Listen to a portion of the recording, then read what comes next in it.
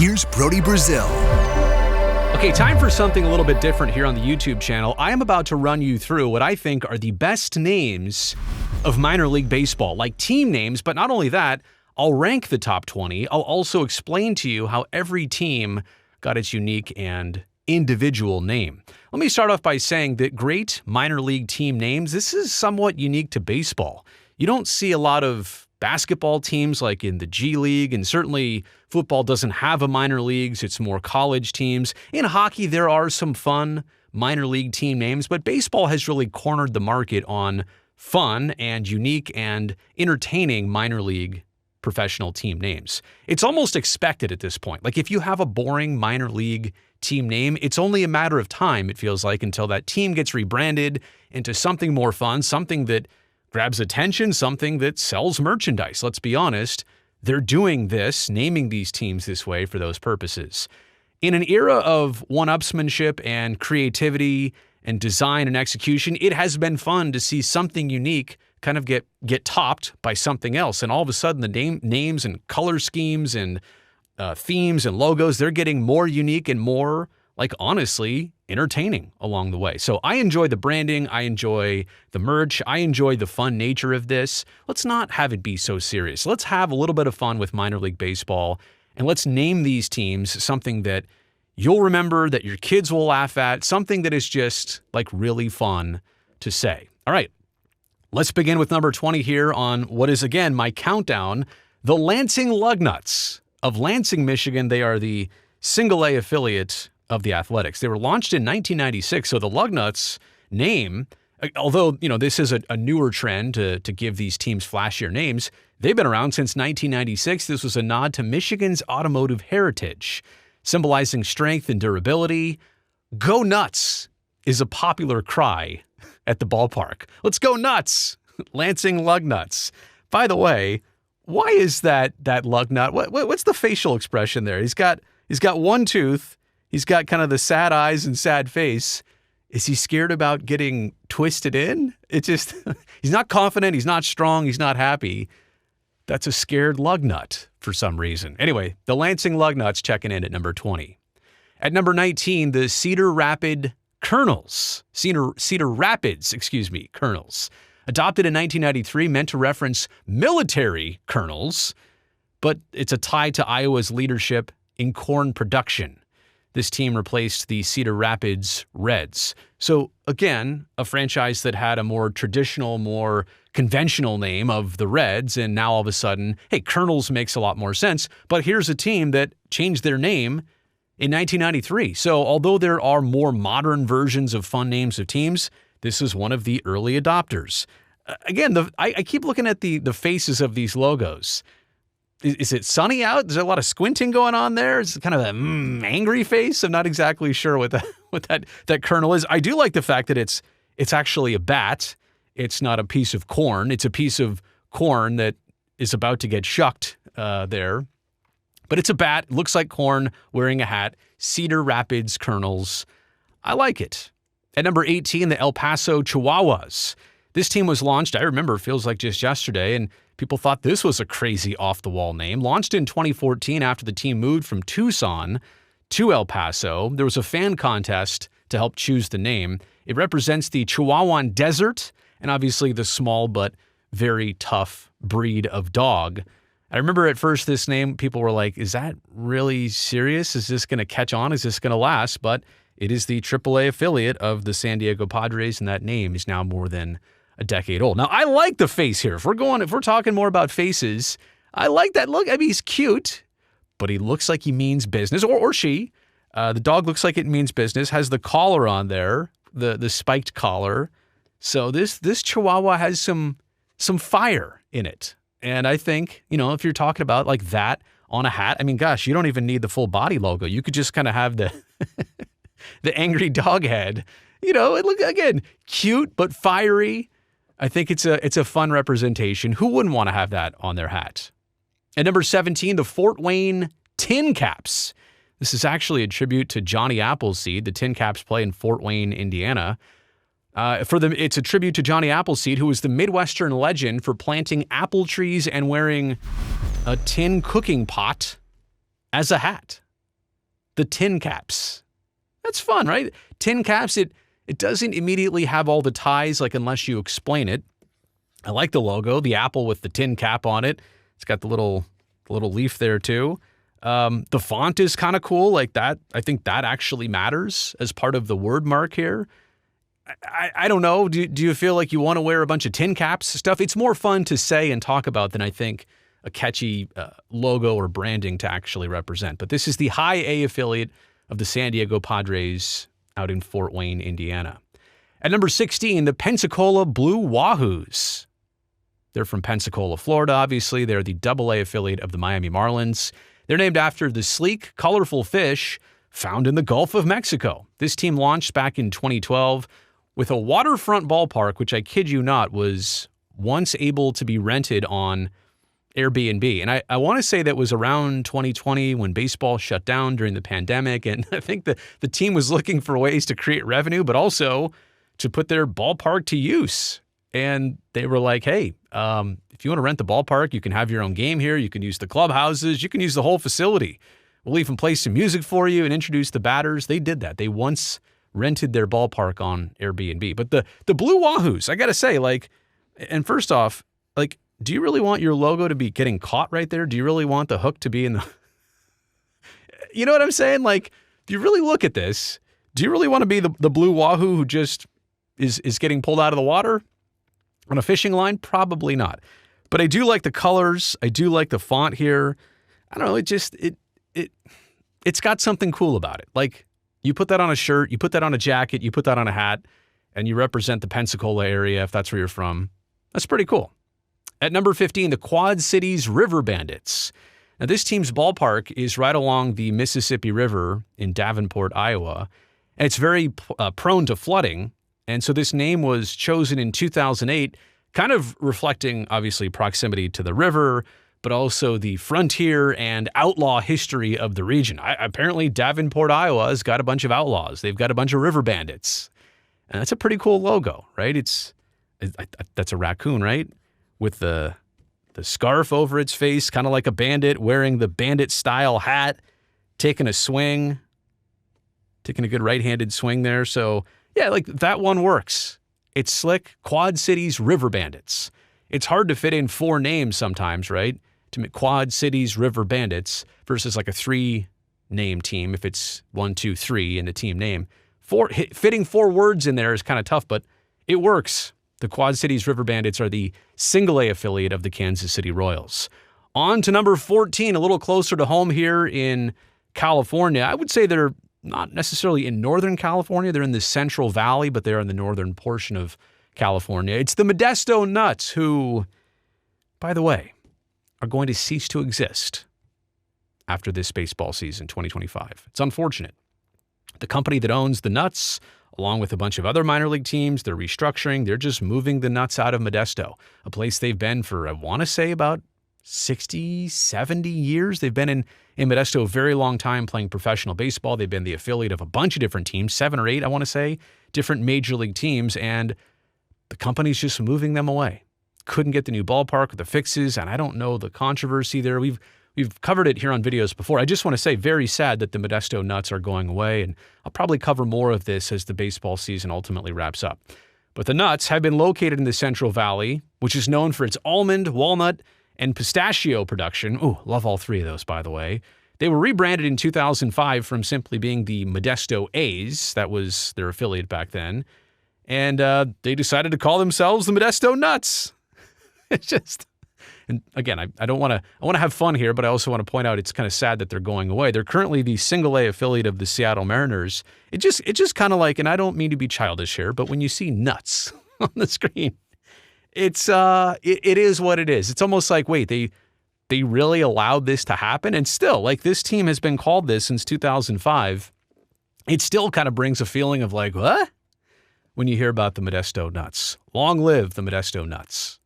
At number 13, the Richmond Flying Squirrels. They are the AA affiliate of the San Francisco Giants, playing out in Richmond, Virginia. This team was renamed via a fan vote after they moved from Connecticut to Richmond, Virginia. I want to say they were like the Connecticut Defenders or something. And Flying Squirrels, like, that just literally jumps off the page, right? It jumps off the screen. and it doesn't have any tie to the region. You're noticing that a lot of these teams have geographic connections with their names and what the area is known for. No tie in here. There's not, I don't think, flying squirrels in Richmond, especially or ever. It's just something they thought was dynamic and fast and a family-friendly moniker. And that's also a thing here. I do want to say, as the father of a child now, a younger child, like, you can see why all of this stuff matters. If you want to go to the Defenders game or do you want to go to the Flying Squirrels game, what do you think your child's going to say, right? Which one is going to be the easier sell for them? At number 12, who doesn't like a biscuit? The Montgomery Biscuits of Montgomery, Alabama. They're the AA affiliate of the Rays. Introduced in 2004 when the Rays moved. They were in Orlando, right? From Orlando to Montgomery. And this name was chosen by fans in a contest. It was once mocked, right? The Biscuits? You're going to call yourself the Biscuits back in 2004? And now it's a most recognizable minor league baseball brand. Something about, is that a tongue? Maybe I should be doing this in a different color here. Should I try red? Does that mascot, is that a butter tongue, or is that two pancakes with butter in between? I think it's a double meaning there. Like, you can see it however you want to see it, but the googly eyes is kind of cool. The fact that pancake is hiding behind the M. You know what? The problem with this logo, it makes me hungry. Like, stare at this long enough and you're going to be craving some breakfast.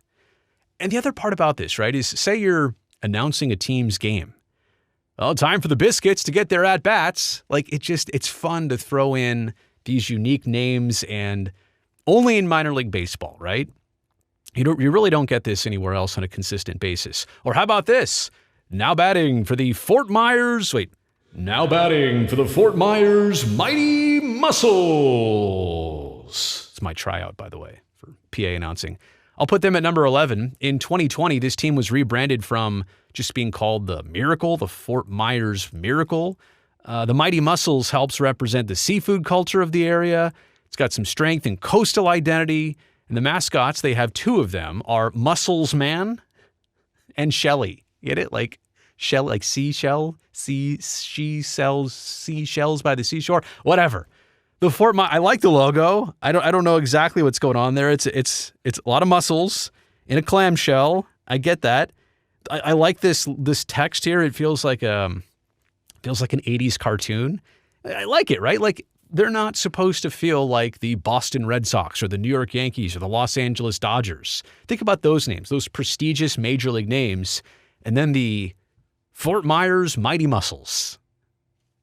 Double meaning. I love it. This is the single A affiliate of the Minnesota Twins. And yeah, Mussels Man and Shelly. Very cool. Good color scheme, everything about it. It's a solid number 11 for me here on the countdown. At number 10, the Biloxi Shuckers. This team and their name was chosen in 2015 when the Stars relocated. So another theme here that you're seeing. Regular old team like the Miracle and the Stars being changed to the Biloxi Shuckers of Biloxi, Mississippi. They're the AA affiliate of the Milwaukee Brewers. When they relocated, they changed the name, which now refers to the industry of seafood of the area, but also shucking oysters, right? Like extracting the insides of the oysters. That's kind of creepy there. Those oyster pearls are eyeballs, in fact. And it's just kind of looking right at you.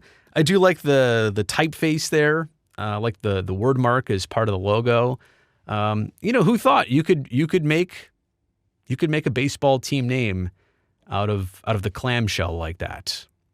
All right, we're inside the top 10 at number 9, the Binghamton Rumble Ponies. I mean, say that 5 times and tell me you're not smiling by the end of it. The Binghamton Rumble Ponies. What is a rumble pony, by the way? Well, it's a fun horse that's wearing boxing gloves right there. But a rumble pony actually has nothing to do. Oh no, I see an error on the screen. Hang on, let me fix this. Did you see what happened there? There was a little extra character right in there that I took out. Anyway, a rumble pony is actually slang for a carousel horse. Like, it's a horse on a merry-go-round that you would jump on. Binghamton is known as the carousel capital of the world. Like, who would have known about that? With 6 vintage carousels.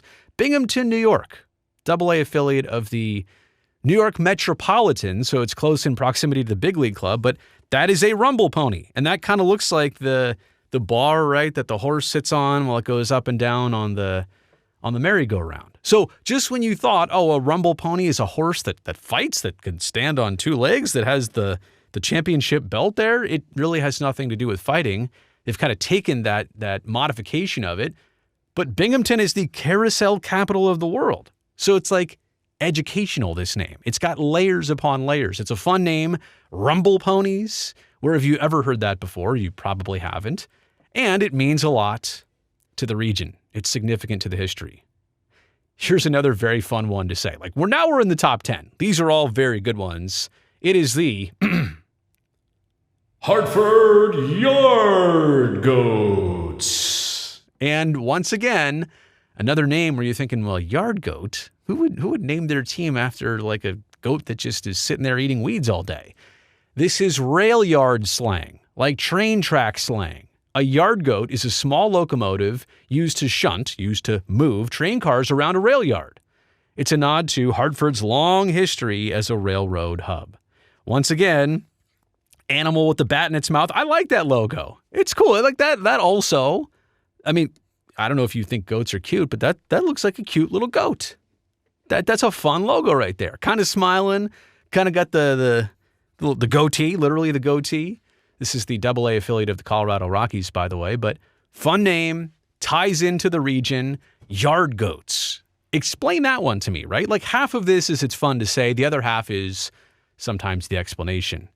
At number 7, the Lehigh Valley IronPigs. This team was launched in 2008, and pig iron is the raw form of iron which is used in blast furnaces, and the state of Pennsylvania obviously has a huge role in the iron and steel industry, like the Pittsburgh Steelers. Have you ever heard of them? This is a top merch seller of minor league baseball. Not the top, but one of them. And it's simple. This is more of a traditional logo, but it's got the mean pig face. It's got the steel little rivets in there. I think that's very cool. So traditional, but unique, but strong. And for a team in Allentown, Pennsylvania, that's the AAA affiliate of the Phillies, like that really works. Simple but strong and probably going to last a very long time. At number 6, the Akron RubberDucks. Akron, Ohio is home to the AA affiliate of the Cleveland Guardians.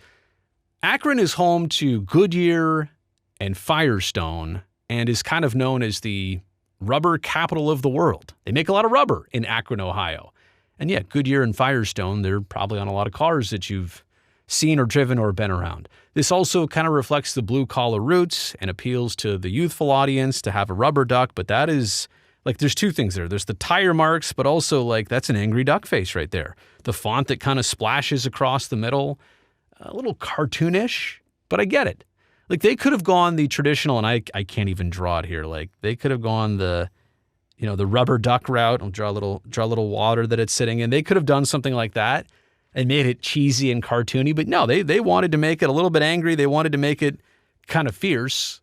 The Akron RubberDucks. The Akron RubberDucks. Okay, I'm probably done with that, but it's fun, right? The Akron RubberDucks at number 6. At number 5, the Amarillo Sod Poodles. This is the nickname for a prairie dog, which is native to Texas's Panhandle and Amarillo. This team was rebranded in 2019 via a fan vote. It's the AA affiliate of the San Diego Padres. There was some skepticism at first, and of course, a sod poodle. Like, now the logo is also very cool. This looks way too official. The little prairie dogs. This one's tipping the cap. That is so cool. It's like a family of prairie dogs there. And so people ran with it. Once in a while, you got to kind of go out to the ledge and just see what's out there and try it out and see if people feel comfortable. And that's kind of the thing about minor league teams. If they try this and it doesn't work, just rebrand it in 3 more years. Eventually, you're going to find one that sticks. You want to do the right research. You want to have the right intentions. And in this case, they did, and it stuck. The Sod Poodles. This is also a great one. At number 4, the Sugarland Space Cowboys from Sugarland, Texas. They're the AAA affiliate of the Houston Astros. I got to say, of all the logos in minor league baseball, this one right here, I love it. The cartoonish nature of the astronaut with the cowboy hat, kind of in the circle with the stars, like the colors, like this, that baby blue, that teal blue that kind of pops out at you on the dark blue and the orange. Really, really well done. AAA affiliate of the Houston Astros. The Astros bought this team in 2022 and then changed the name to represent all the NASA ties with the Johnson Space Center and the cowboy heritage, obviously, of Texas and the flair of the region. I just think, like, Space Cowboys. Sugarland Space Cowboys. Like, Sugarland is already enough of a unique name. They could have gone with something boring, but Space Cowboys. Another 4-name team, right? Sugarland Space Cowboys. It's kind of hard to do that, to make it all fit, but it works. It really does. Great name, great branding, great image, great logo. Who wouldn't want a hat with that on it? This is a fun one at number 3. There was a 2001 episode of The Simpsons where Homer Simpson, he protests the team's move, the Isotopes move, from Springfield. Man, The Simpsons really were ahead of their time. Who knew 20 years later you'd have all these baseball teams threatening to move?